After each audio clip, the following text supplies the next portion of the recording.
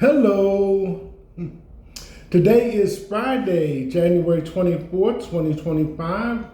This is a sideshow with Theodore Parker coming to you from Lexington, Kentucky, USA. As I said, today is Friday.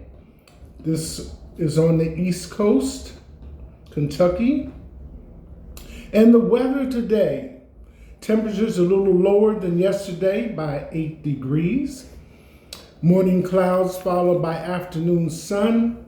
Highs in the upper 20s and lows in the upper teens.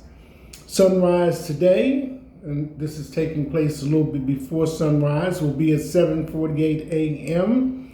and sunset at 5:52 p.m. The wind, 3 miles per hour, and the AQI is moderate at 58. Currently, the temperature is 15 degrees and feels like 15 degrees. Again, this is a sideshow. I'm Theodore Parker, and if you're watching, don't forget to like, comment, share, and subscribe. This being Friday, heading into the weekend, I had some things going on with me, and it comes under the topic of communications. So I'm going to dive into this for a few minutes because to me it falls into that area where people ask, is anyone else out there having this experience? So, is anybody else experiencing people not answering their text messages? I've been dealing with this off and on for a while now. I know some genius type rocket scientists would say something like, they don't want to be bothered with you, so leave them alone. And for the most part, I would agree. But even my phone is telling me 2 days have passed. Do you want to follow up? Which to me means, do you want to call for a wellness check? What I don't want to do is become so involved with abnormal behavior that it becomes acceptable. Under normal circumstances, if someone speaks to you, you speak back.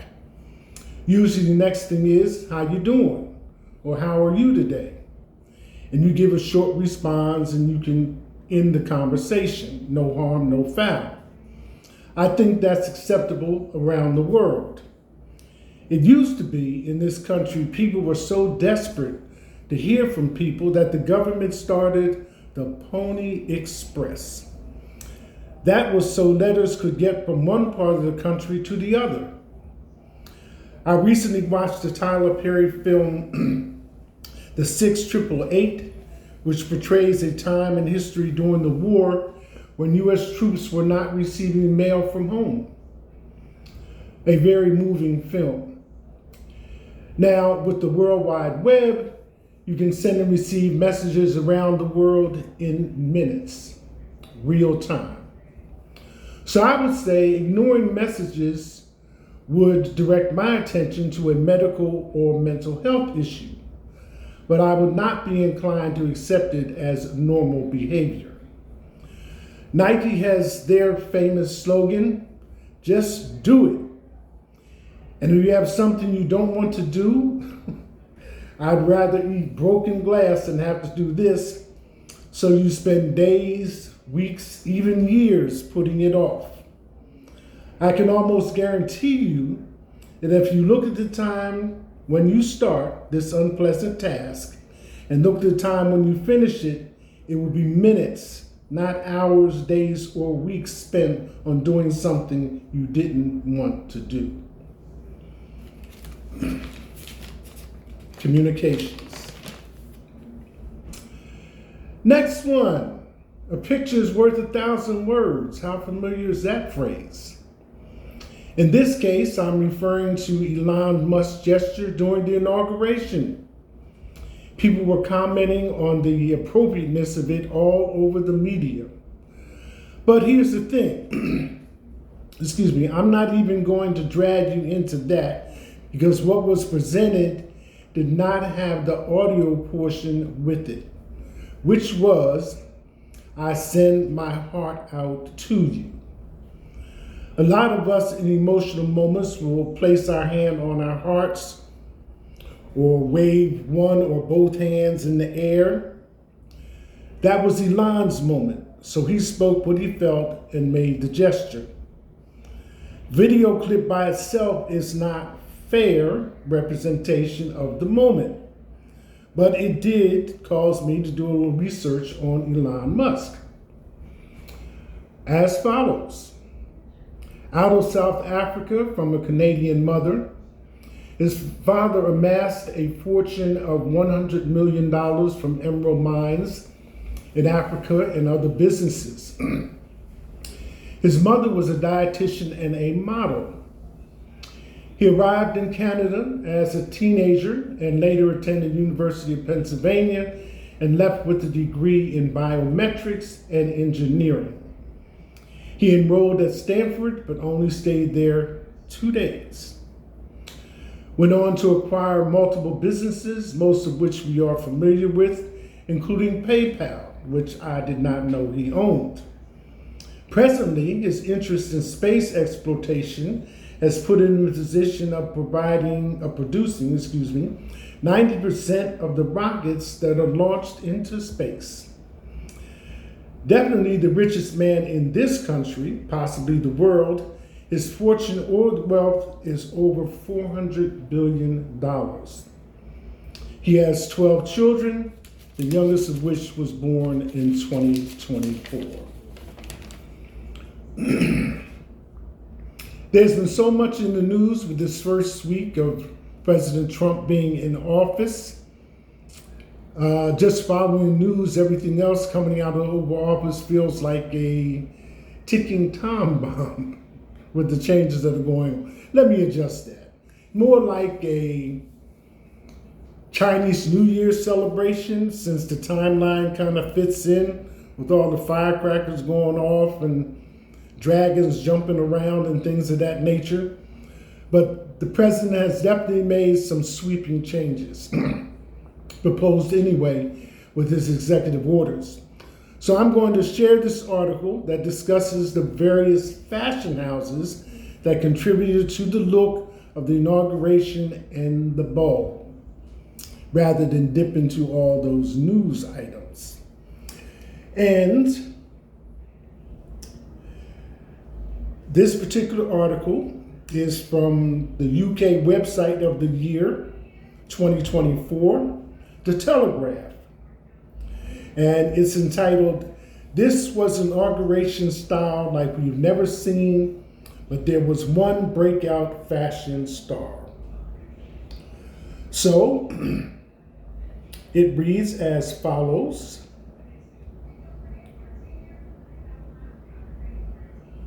From Ursula Vance's queenly pink coat to the Trump family's Euro royal style, Monday's pageantry offered plenty of drama for trend watchers.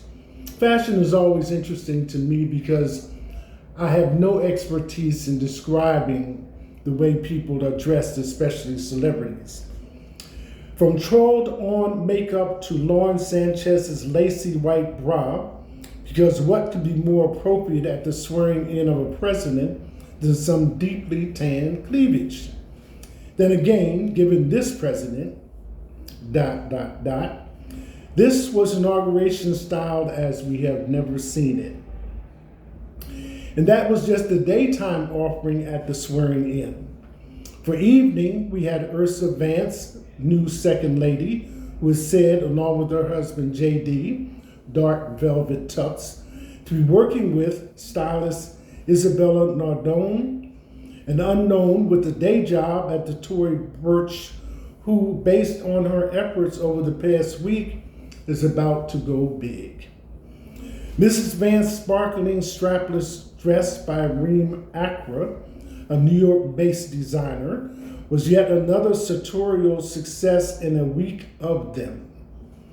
Ivanka Trump delivered unmistakable Audrey Hepburn vibes in a custom-made Givenchy gown that had been adapted from a 1954 original worn by Hepburn. The First Lady wore a strapless monochrome column dress designed by her stylist, Hervé Pierre. Picture of that, and maybe you can see it. And Vice President and Second Lady there. And the President's daughter, Ivanka, there. And it continues, stylists, they'll all have them in Washington soon.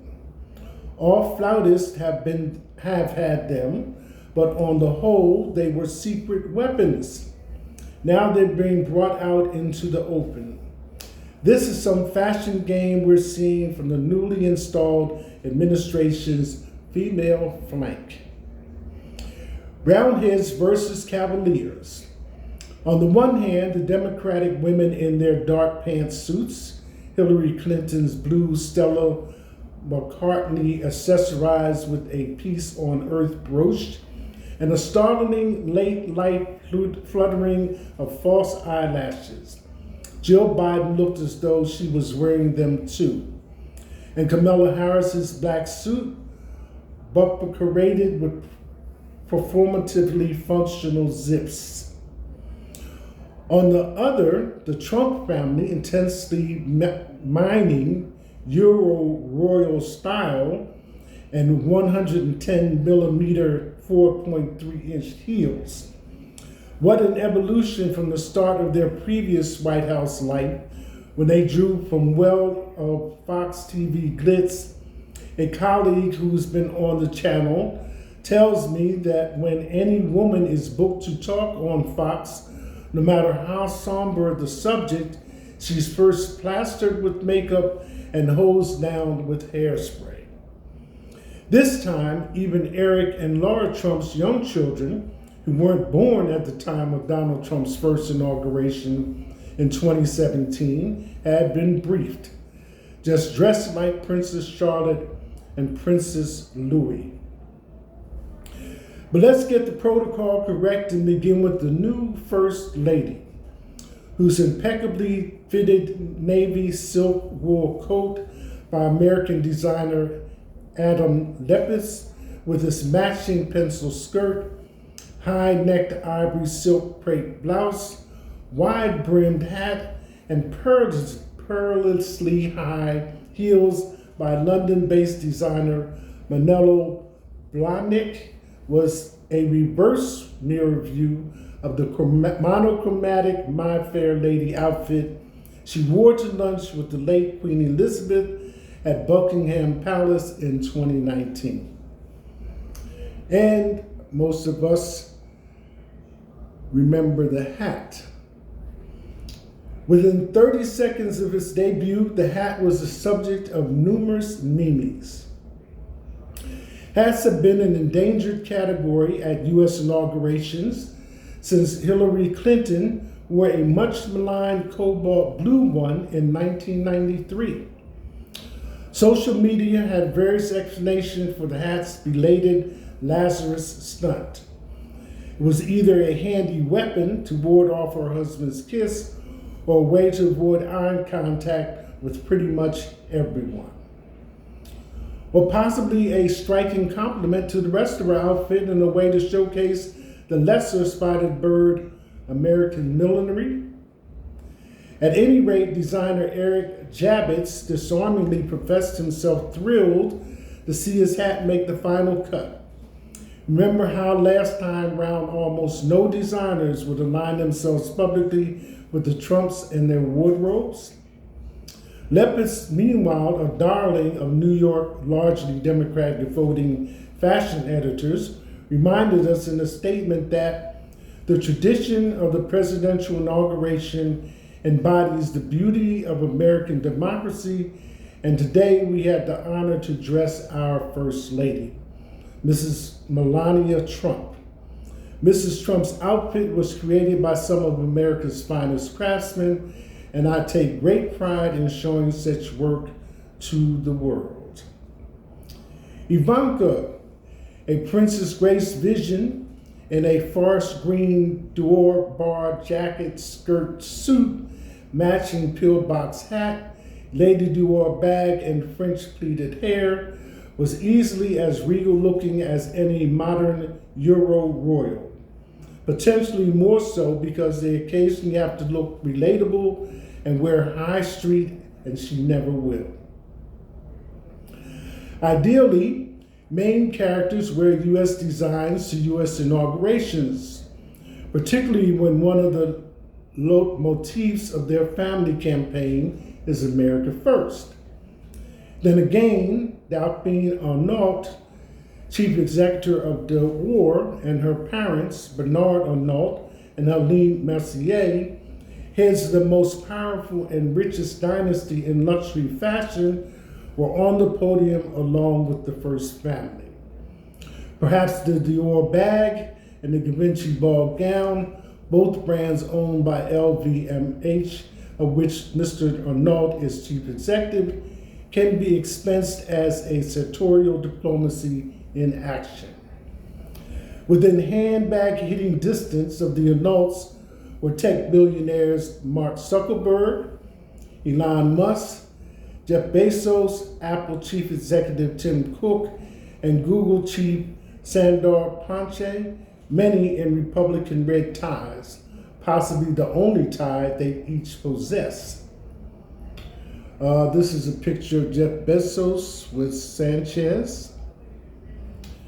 Pregnant Tiffany Trump, the president's daughter from his second marriage to Marla Maples, had clearly consulted the lexicon of princess looks too, or bet Disney princesses. This requires yards of mermaid hair, a popular vibe at the ceremony, along with Meghan-style ponytails with ribbon-side curls. Good French pleats and twirly hair extensions finally challenged the hegemony of the bob in Washington circles. Small picture of her there. Tiffany's legs, in what may be a first for them, were swathed in a modest midnight blue velvet coat. If we need a reminding how Republican style used to be, there was Laura Bush in a smart but understated copper-colored dress, similar to the one she wore at President Obama's inauguration in 2009, and a simple single-strand pearl necklace that didn't look overly styled. A former librarian, Bush categorically said she did not wish to become a fashion plate when she entered the White House in 2001 and was true to her word. Her brand of First Lady style was predominantly tidy, appropriate, and patriotic. Picture of Tiffany Trump there. The breakout fashion star of the 2025 inauguration is surely Ursula Vance, the 39-year-old lawyer wife of new Vice President J.D. In a flawless pale pink Oscar de la Renta scarf coat, accessorized with pale suede Manolo black knit boots and striking flower earrings, rather than trad Republican pearl studs, she managed to look queenly but also well insulated. Over on the De La Renta Instagram account, things got melodramatic as various commentators threatened to punish the brand for colluding not once, but twice with Vance by boycotting it forever. On Sunday evening, she wore De La Renta 2, a black velvet gown with a sweetheart neckline reminiscent of a John Singer Sargent portrait. Presumably, this won't present a huge problem since the crossover between Democratic voters and De La Renta fans is already vanishingly small. Picture of J.D. Vance and wife, Ursula. Meanwhile, Ralph Lauren, a big Democrat donor who dressed Jill Biden for the inauguration in 2021, Melania in 2017, and Dr. Jill again for the 2025 inauguration, proves that it's executed in the right spirit, duty to your country, it's still just about possible to work with first ladies across the divide without having your brand canceled. And this is a picture of the four of them. President Biden, President Trump, First Lady, former First Lady Jill, and present First Lady Melania. More takeouts from the big day. Despite the weather, there were a surprising number of white outfits. Whatever the year political climate, winter white is a reliable power flex thanks to its ludicrously high upkeep.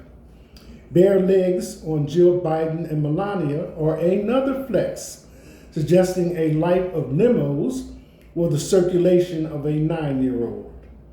The U.S. presenter on the BBC News channel was interred beneath so much makeup she made the Kardashians look like Pamela Anderson in her nude face era. Perhaps we could all make our bank accounts great again by investing in Charlotte Tilbury shares. And that concludes the article. Fashion. At the 2025 inauguration of President Donald Trump. Top stories for today, Friday, January 24, 2025, are as follows. Number one, Trump says the Russia-Ukraine war would end immediately if Saudi Arabia and OPEC lowered the price of oil. Trump's net just going after modern DEI. Trump's not just going after modern DEI. He just overturned an LBJ-era order safeguarding federal workers from discrimination. Number three, after Trump orders Denali renamed, a McKinley descendant promotes a compromise. Next one, watch Victor Wembanyama put on a show in Paris with 30 points, alley-oop off backboard to himself. Number five, Trump declassifying all JFK, RFK, and MLK Jr. assassination records. Here's what that means. Number six, in the top stories, Chinese companies could lose a tried and true method for striking U.S. tariffs, the head of the Council on Foreign Relations says. Next one, Representative John Breachin. I was at the National Prayer Service. What I witnessed was disturbing. Tennessee coach Kim Cardell misses game at Texas after giving birth to son. Congratulations to her. And number nine, one of the January 6th defendants has turned down Trump's pardon. And number 10 on the top stories, Ukraine's intel chief says North Korea is about to double its artillery systems in Russia war to nearly 500 guns. So, all that being said, I will leave you with these two items. The president of Mexico, who happens to be a woman, says, I don't care what you call it, it's still the Gulf of Mexico. And this classic one, a rose by any other name is still a rose. This is a sideshow. I'm Theodore Parker. That's it. Hashtag.